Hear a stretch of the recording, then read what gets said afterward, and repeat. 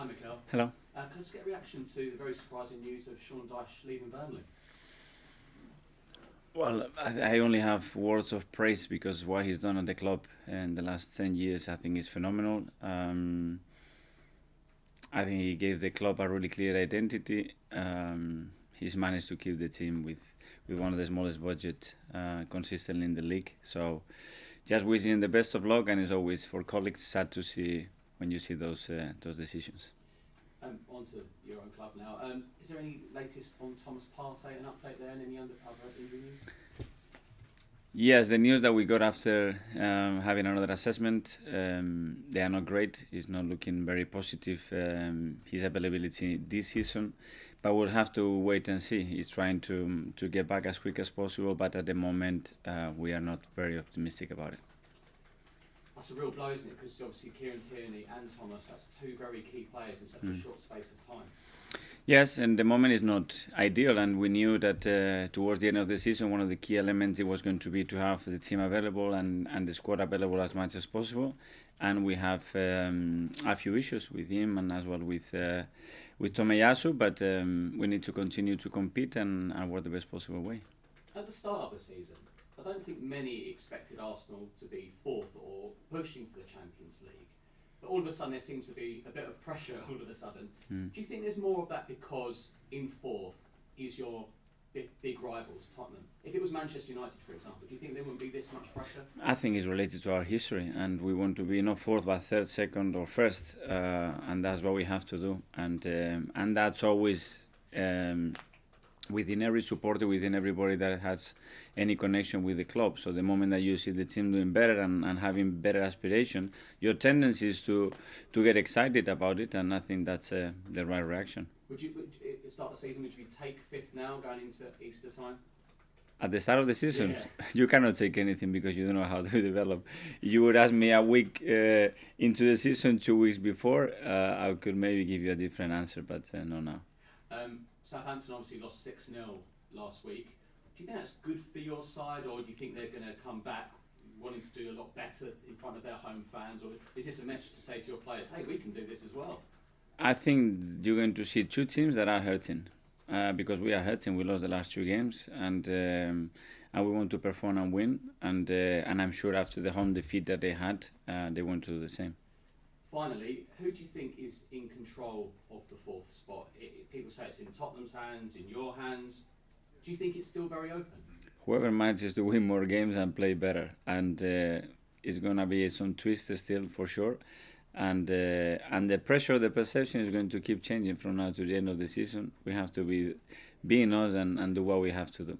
So just very finally, former Rangers man, how happy were you seeing them last night? Delighted. The connection I have with that club, it's forever, and I'm so happy to see them what they did last night. So congratulations to them. I love you hearing that. Yeah, thank you. Thank you. Next, Michael, we'll go to Sebastian from the Premier League. Hi, Mikel. Hi. We noticed on some of the footage that Alex Lacazette was not in training. Could you tell us more about the reasons behind that? Obviously, there are private reasons that I cannot comment on, but I have no other team news to give apart from the guys that we have discussed. I went on another player. I know it was before your time, but Xhaka came out in an interview saying that just before you arrived, his bags were packed and he was ready to leave the club because of a conflict with the fans and the community. Can you talk us through how you think that situation has evolved and how important he is right now?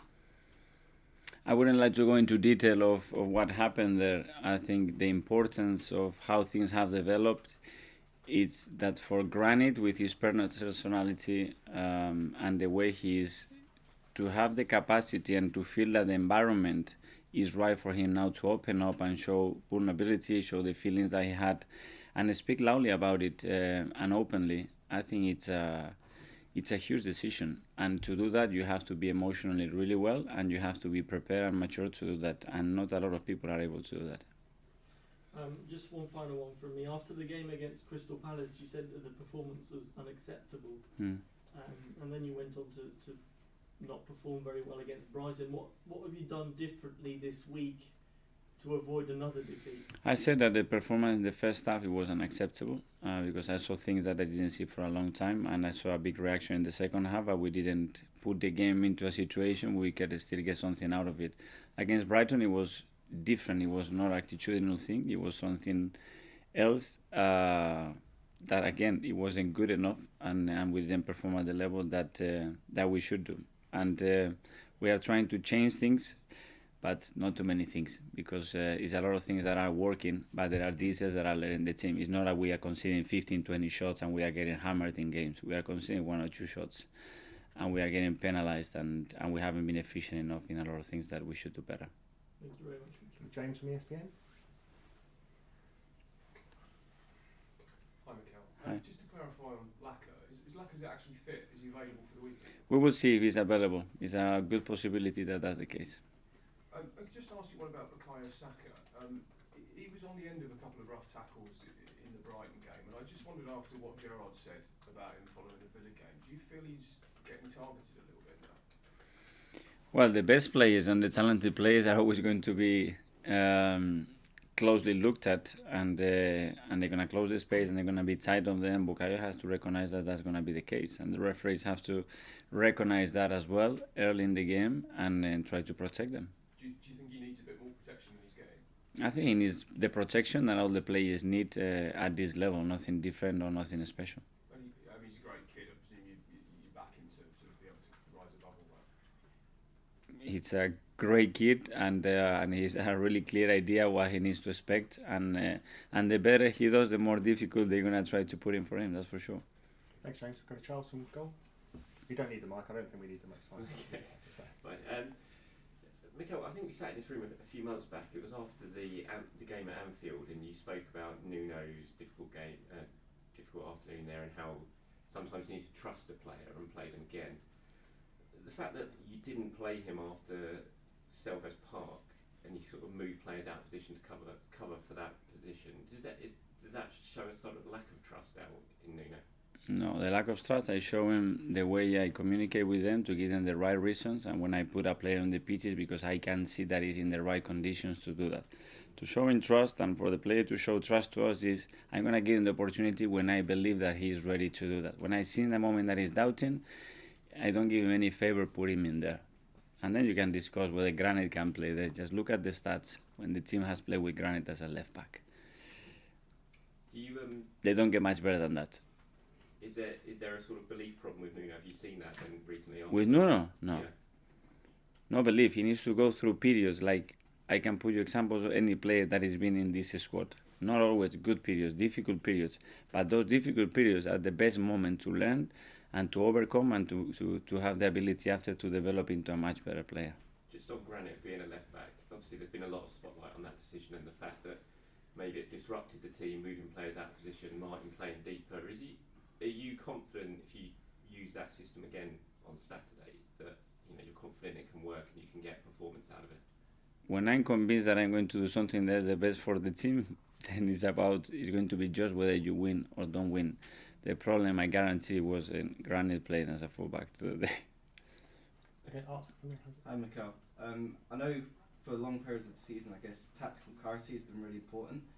So when you are missing players like Thomas Kieran and Takahiro, how do you maintain that tactical clarity with the guys that fill in? If you have the elements to change one piece for another, it's simple. When you don't, you have to figure out what to do without putting the players in situations that they are not comfortable, and trying to exploit the maximum qualities of the players and ask them to do things that they are capable of doing. And hopefully you can have every element just to change it and don't touch anything else. And when you don't have, you have to look for other solutions.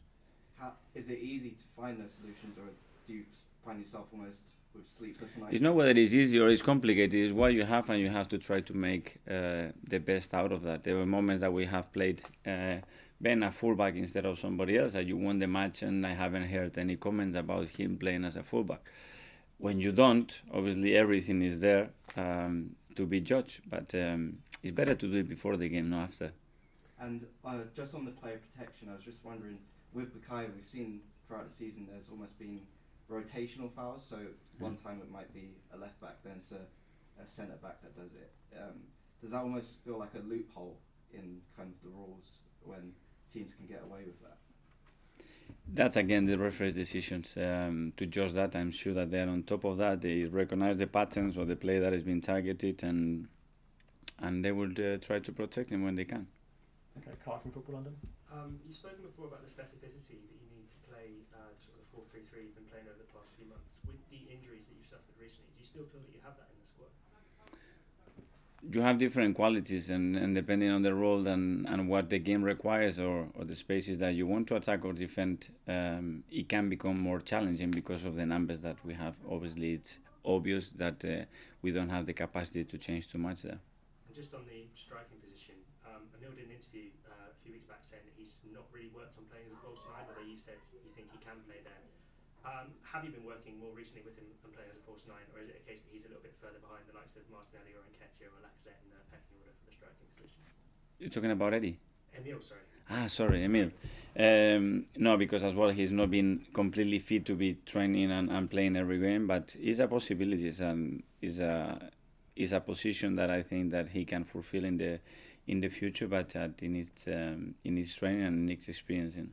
And just for this weekend, is playing Martinelli up front an option you might be considering against Southampton, or are you looking to stick with Lacazette, or difficult to say right now? We have many options, so you will see tomorrow. Okay, Thank last couple in the broadcast section. Sonia, do you have one? Yes.